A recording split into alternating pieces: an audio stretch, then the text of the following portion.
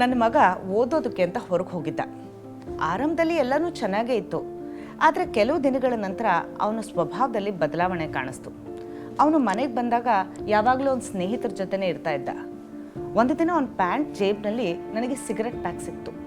ಅವನನ್ನು ಕೇಳಿದ್ದಕ್ಕೆ ಅದು ಅವನ ಸ್ನೇಹಿತನದು ಅಂತ ಹೇಳ್ದ. ಆಮೇಲೆ ನಾನು ಒತ್ತಾಯ ಮಾಡಿ ಆಣೆ ಮಾಡಿಸ್ಕೊಂಡು ಕೇಳಿದ್ಮೇಲೆ ಜೋರಾಗಿ ಅಳೋದಕ್ಕೆ ಶುರು ಮಾಡ್ದ.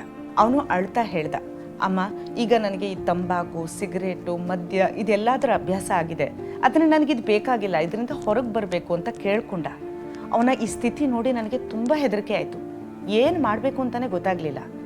ಆಮೇಲೆ ತುಂಬ ಯೋಚನೆ ಮಾಡಿ ನಾನು ನನ್ನ ಸಹೋದರನ ಹತ್ರ ಮಾತಾಡಿದೆ. ಅವನು ನನಗೆ ಬ್ಯಾನ್ ಆಲ್ಕೋ ಅಂತ ಈ ಹೋಮಿಯೋಪತಿಕ್ ಮೆಡಿಸಿನ್ ಕಳಿಸ್ದ. ಇದನ್ನು 10ರಿಂದ 15 ಡ್ರಾಪ್ಸ್ ಟೀ ಅಥವಾ ಕಾಫಿಲಿ ಹಾಕ್ಕೊಡು ಅಂತ ಕೂಡ ಹೇಳ್ದ. ನಾನು ಇದನ್ನು ನನ್ನ ಮಗನಿಗೆ ಹೇಳ್ದೇನೆ ಅವನು ಕೊಡೋದಕ್ಕೆ ಶುರು ಮಾಡಿದೆ.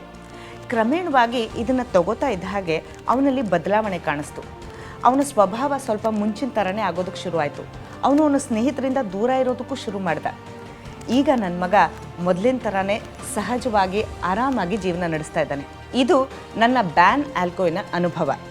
ನಿಮ್ಮ ಸುತ್ತಮುತ್ತಲೂ ಯಾರಾದರೂ ಈ ರೀತಿ ಅಭ್ಯಾಸಕ್ಕೆ ಒಳಗಾಗಿದ್ದರೆ ಮೊದಲು ಅವರನ್ನು ತಜ್ಞರ ಬಳಿ ಕರ್ಕೊಂಡು ಹೋಗಿ, ನಂತರ ಹೋಮಿಯೋಪತಿಕ್ ಬ್ಯಾನ್ ಆಲ್ಕೋ ಮೆಡಿಸನ್ನ ಬೆಂಬಲ ಪಡೆಯಿರಿ. ಬ್ಯಾನ್ ಆಲ್ಕೋ, ತಾಯಿಯ ಭರವಸೆ ಮಗನ ಸುಂದರ ಜೀವನಕ್ಕಾಗಿ.